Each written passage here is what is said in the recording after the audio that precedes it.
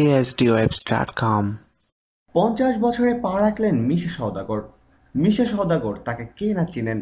তার ইচ্ছা ছিল ফুটবলার হওয়ার, ইচ্ছে অনুযায়ী চেষ্টাও ছিল। খেলেছিল দ্বিতীয় বিভাগে। এক সময় খেলতে গিয়ে পায়ের লিগামেন্ট ছিঁড়ে যায় তার।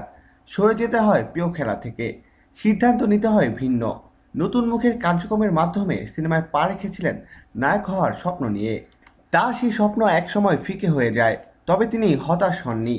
ছবির পরিচালকরা তাকে পরামর্শ দিলেন ভিলেন চরিত্রে অভিনয় করার জন্য, কিন্তু তিনি বললেন না, তিনি নায়ক হয়ে কাজ করতে চান। এভাবেই অপেক্ষার সময় কেটে যায়। asdwebs.com তমিদুদ্দিন রিজভী তাকে অনুরোধ করলেন তার ছবিতে খল চরিত্রে অভিনয় করতে। তিনি ভাবলেন একটা ছবি করে দেখাই যায়। আশা আমার আশা ছবিতে সালমানের সঙ্গে আউটডোর শুটিংয়ে গেলেন তিনি। বাসে তার আসন হলো সবার পেছনে। অপমানের এক ধরনের গন্ধ পেলেন তিনি, কিন্তু কিছুই করার নেই তার।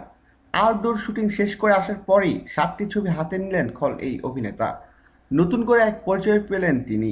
সেখান থেকে কাজ করতে করতে এখন 800 ছবির অভিনেতা তিনি। ব্যস্ত এই মানুষটি খলনায়ক হলেও সত্যিকার জীবনে তিনি একজন নায়কই বলা চলে।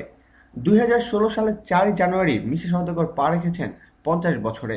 AgeDewebs.com এর পক্ষ হতে তার জন্য শুভকামনা। আমরা চাই তিনি আরও 50 বছর নিয়মিত সিনেমায় অভিনয় করুক।